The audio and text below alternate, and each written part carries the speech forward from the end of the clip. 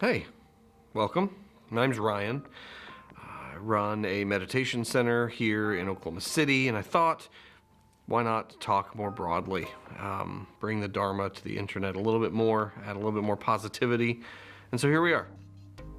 I'm doing a series called the Red Pill Dharma, which is kind of leaning into the matrix of like, hey, if you learn these things, no going back. This is kind of how it worked for me.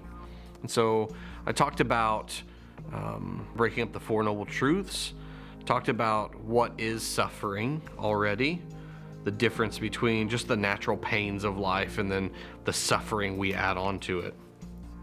And so moving forward, we kind of figure out, okay, so suffering exists, life is difficult for one, and what does this suffering mean? And a lot of times I think to myself, like, I'm making things worse, aren't I? I have this feeling sometimes, and I kind of snap out of whatever I'm doing. I'm like, oh, this is me making things worse. So, what causes suffering? Not the pain, right? Not the pain, just normal pains of life, but what causes the suffering that we layer on top of that? And the Buddha describes this as craving. Three different kinds of craving that he talks about. He talks about the craving to become, the craving to stop becoming, and the craving for sense pleasures. All of that sounds a little ancient to me, so I always try to think of this in modern times, modern views. Translate this into a modern audience, maybe. Suffering, in my understanding, is just wanting things to be different than they are. There's this really cool phrase from a monk named Ajahn Sumedho in the Thai forest tradition. And it's simple. And it's something that I find really, really important to have it tattooed on me. Right now it's like this. It's a neutral expression, but it can also be inquisitive, right? It can be investigative. It can mimic the qualities we want for mindfulness. This present time, non-judgmental, investigative kind awareness, that investigative point. Right now, it's like this. If you ask yourself that question or you give yourself that statement, oftentimes, this right now is maybe not exactly the way that you want it to be. Sitting here in my studio and recording this video, things aren't perfect. I can hear the cars going by. There's a milk processing, bottling, something plant right down the street. So these huge milk trucks will come by. And I've decided to like, it's in the video. There you go. Right now it's like this. And this craving that we have to fix things that are unpleasant or to cling to things that are pleasant causes suffering. We see this in meditation really easily, trying to focus on the breath or just, in, out, over and over again. And then all of a sudden the mind starts doing what it does, right? Naturally. It starts thinking like, hey, remember that time you took that trip and it was awesome? Let's think about that for a while. Screw the breath. We don't have to think about that right now. Think about the vacation you took. Think about the next vacation you're going to take. Let's cling to that pleasure because that is more interesting than what you're doing, which is nothing. So easy to go down that path, to cling to pleasure that way. Even more so, the mind starts getting into this, hey, there's this unpleasantness coming from my legs right now. We've been sitting here a bit, and I think you're going to die. So I'm going to need you to move, or you're never going to see your family again. It gets crazy, right? And it's just this constant ping, ping, ping of like unpleasant, unpleasant, unpleasant. Fix it, fix it, fix it. And our natural inclination is to constantly acquiesce to whatever's going on, right?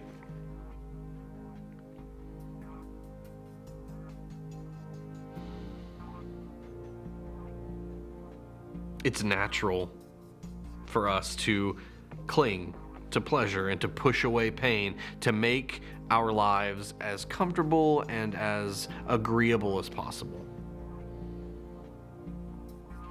But inevitably, we run into these situations where pleasant sensations don't last because everything's constantly changing.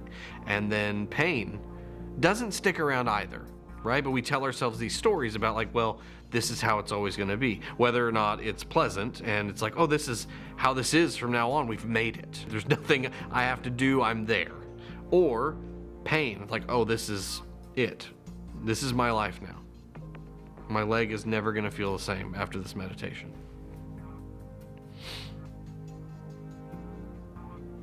It happens outside of meditation constantly, which is why we meditate, why we practice, because it's making the overly complicated, crazy, intricate life that we lead more simple. My oldest daughter turned 15 yesterday. And the crazy, insane amount of joy that I have in just seeing her and seeing how proud I am of her. It's just this feeling of like, oh, I had a part in this, and she's such a wonderful person, and I'm so proud to be her father, and just knowing that the truth of suffering, like pain, this world is heavy, and you're gonna have to deal with all of these things, and you're 15, I'm blink, and I'm gonna be sending you out into the world on your own.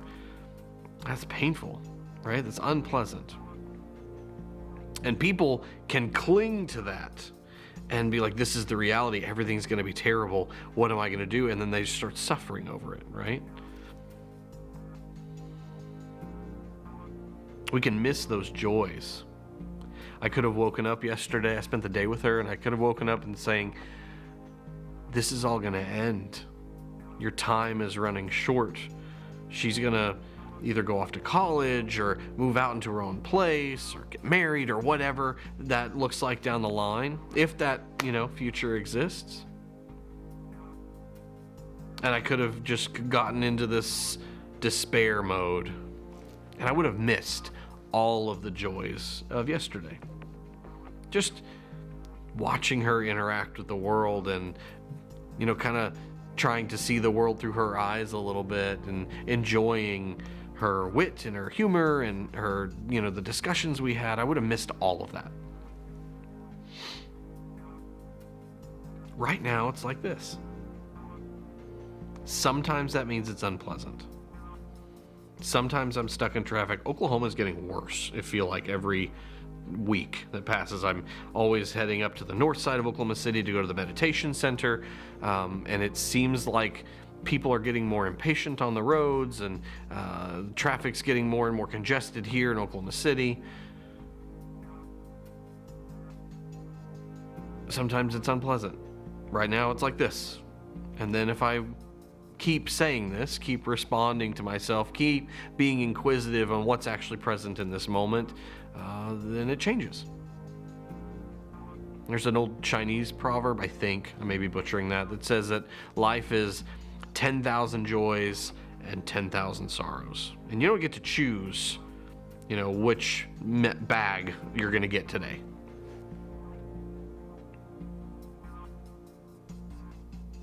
Oftentimes, the call, the teaching, is to just let go. Let go.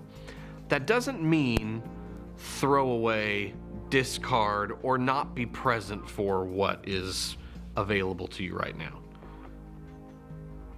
A lot of times, what's present right now is like this. It's like anger. It's like frustration. It's like despair. Sometimes it's massive confusion. You have to be present for that. Sit with that. But don't grab onto it and make it part of your identity. right now it's like this. But then if we keep with the present moment and keep investigating, then, a few minutes pass, a few hours pass, a few days pass, and then if you're fully present, maybe then that moment is like this. It's happiness, it's joy, it's gratitude for all of the interactions that you get to have with the people around you. It's the breakfasts that you have with your friends. It is the intentional acts of kindness that you make to a stranger, right? Or someone makes to you. We get so entrenched and we get so caught up in this trying to change the moment to fit to the mold that we miss what's going on. And that's suffering. We add this layer of just frustration and further pain on top of the pain that already exists just because we're alive.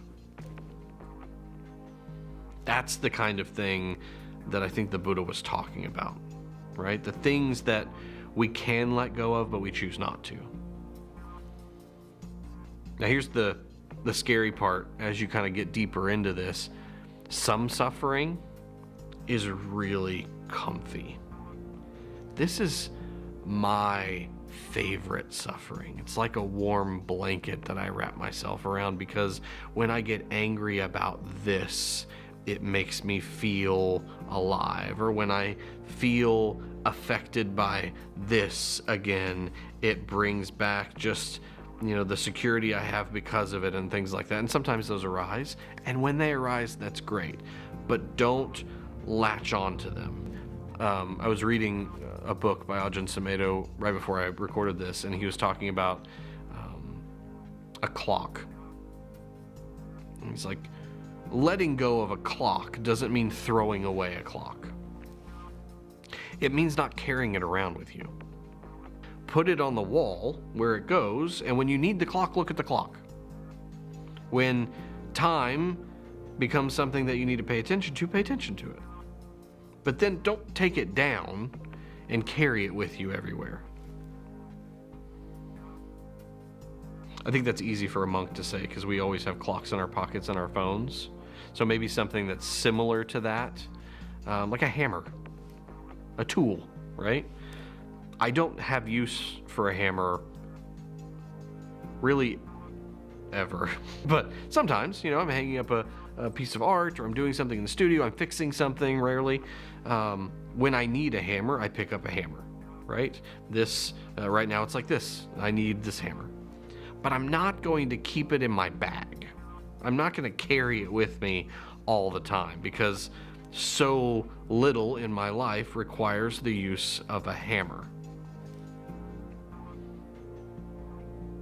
I hope I get to a place where that's the same for anger and hatred and the greed that we come up with, right? Because this is the response, and this is how suffering is manifested in our lives. It's greed, it's hatred, it's delusion, right? Once we get it to this point where this is all about me, it's all about what can I get, it's all about how can I make this the most pleasant thing in the world and get rid of anything that's unpleasant, then that's greed.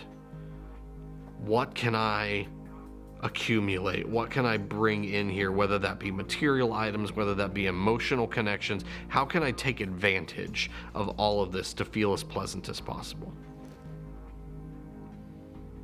Whereas sometimes the moment requires grief. It requires awkward conversations. It requires hard things. We miss those things if all we're looking for is the pleasant. If we are met with an unpleasant situation or a pleasant situation that is changing, then we can come at it with ill will, with hatred,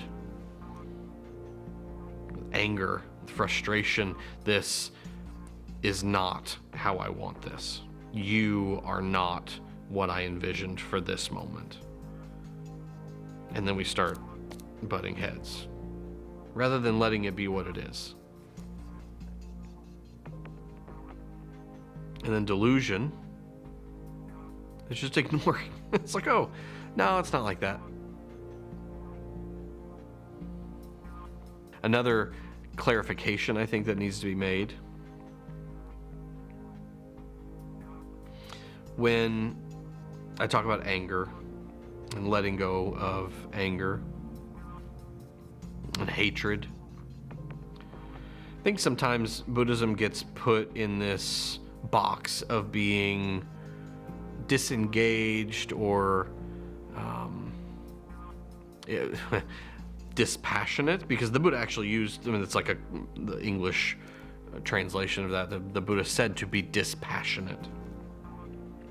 When you think of the word passion, that Latin, I might butcher this too, but the Latin root of that is pati, which means to suffer, right? So you think about passions, it's something you're willing to suffer for.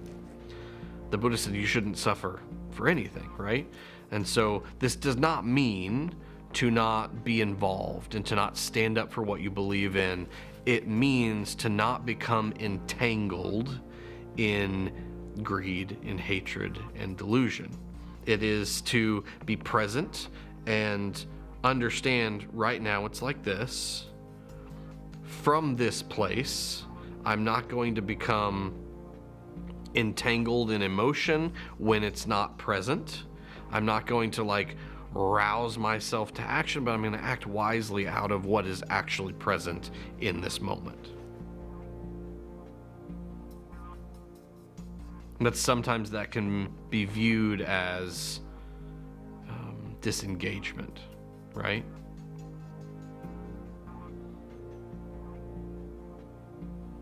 There's a difference between non-attachment, which is a framework, it's a founding principle in Buddhism.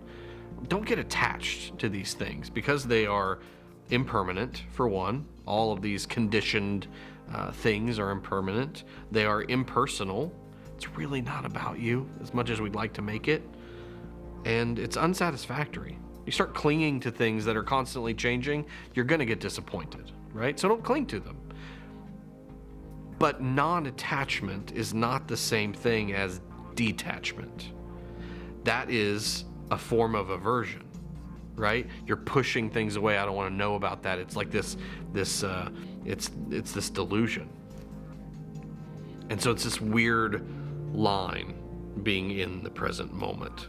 You're not trying to grab at things that are pleasant that aren't present.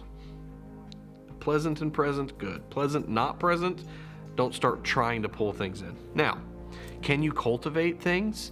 If you're having a really crappy day and you're like, okay, how can I turn this around? Wise action is let's just start with some kindness. Let's start with some gratitude. Let's cultivate these good things. And then maybe the pleasant sensations will arise.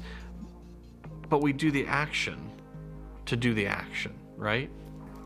It's not getting stuck in well, this isn't pleasant, therefore. It's right now, it's like this. What now? What's next? The only thing that we own in our lives truly is our actions, right? We'll go into that later. And so, first noble truth, there is suffering in the world. And here's the cause: craving for pleasure and pushing away pain and not being present with what's actually here, but constantly trying to fix the present moment instead of being aware of it, to the point where it becomes delusional and you're just not there, right? We're ignoring everything that's actually here and just trying to move towards something that's not in the present moment. It causes suffering. This is where that phrase or that translate, we talked about this in the suffering video, or what is suffering. We sometimes translate that first noble truth as life is suffering. And then people are, and I even said this, well, no, that's not what he meant. But the way that can be interpreted in light of this second noble truth is everything can be suffering if you cling to it.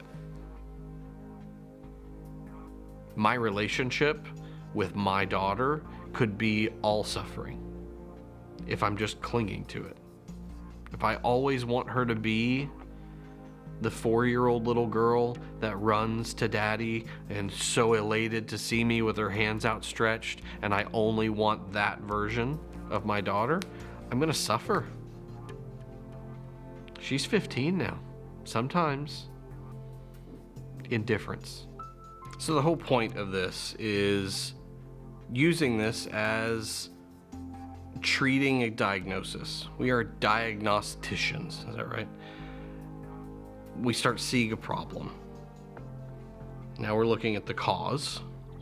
So that then, is there an ending to this, right? And then if that's the case, how do we do that? That's where we're at in this whole thing. We've seen suffering. We get to know suffering. We get to see what it does, how it works. We're present for it. And then we start seeing what are the causes, what are the conditions of the suffering happening. And then hopefully we can just kind of turn around and be like, oh yeah, if I stop this craving, if I stop this aversion and be present with what is, and then be able to move forward with wisdom and with compassion, with generosity and those things, maybe there's an end to this deal. So the next step in this whole thing is to talk about the end of suffering. Is that possible? What does that mean? All of those things. Thank you for being here. I appreciate you wanting to talk Dharma, as I call it, wanting to improve your life a little bit more. I love you. I really do. I really want your freedom and happiness. So I'll see you in the next one.